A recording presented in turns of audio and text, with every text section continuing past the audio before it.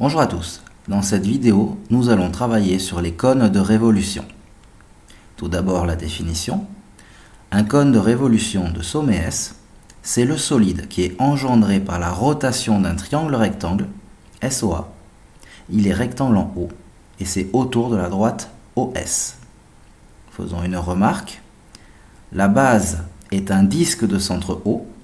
OA, c'est le rayon de base du cône. Et OS, c'est la hauteur de ce cône. Passons à un exemple.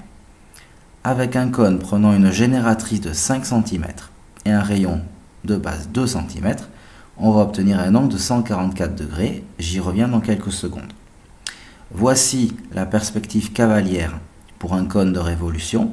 Donc on retrouve bien le triangle rectangle OAS qui, en tournant autour de OS, construit le cône de révolution. Voici maintenant le patron d'un cône de révolution. Donc en bas, le cercle qui est donc le disque qui est la base de notre cône de révolution. Et nous avons une portion de disque avec sur les côtés la longueur de la génératrice. La génératrice, si on regarde notre perspective cavalière, c'est AS. Et en fait, il y a proportionnalité entre la longueur de la génératrice et le rayon du cercle de base. Il y a donc un rapport avec l'angle.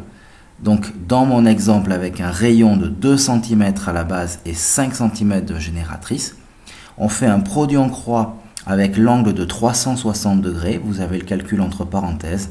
2 fois 360 divisé par 5. Bref, on divise par la longueur de la génératrice et on obtient un angle de 144 degrés. Donc au rapporteur, pour tracer notre patron ici, il faudrait faire un angle de 144 degrés. Faisons une propriété. Pour avoir le volume d'un cône de révolution, on applique la formule suivante, qui est en fait la même que pour une pyramide. Le volume, c'est l'aire de la base multiplié par la hauteur et on divise par 3, comme pour une pyramide. Faisons un exemple. Si on prend un cône de révolution avec le rayon de 4 cm et 6 cm de hauteur, le volume va devenir donc l'aire de la base fois la hauteur divisé par 3. L'aire de la base, c'est pi fois le rayon, qu'on va donc multiplier aussi par la hauteur, et divisé par 3. Je rappelle que pi, c'est environ égal à 3,14. Donc on remplace le rayon par 4 et la hauteur par 6 d'après le sujet. 4 fois 4 fois 6 divisé par 3 nous fait 32 pi. Donc ça, c'est ce qu'on appelle la valeur exacte, puisqu'on n'a pas encore remplacé pi par une valeur approchée. Et en remplaçant pi par 3,14, on obtient environ égal à 100,48 cm3. Voilà, cette vidéo sur les cônes de révolution est maintenant terminée. N'hésitez pas à poster un commentaire ou à regarder d'autres vidéos si nécessaire. Merci.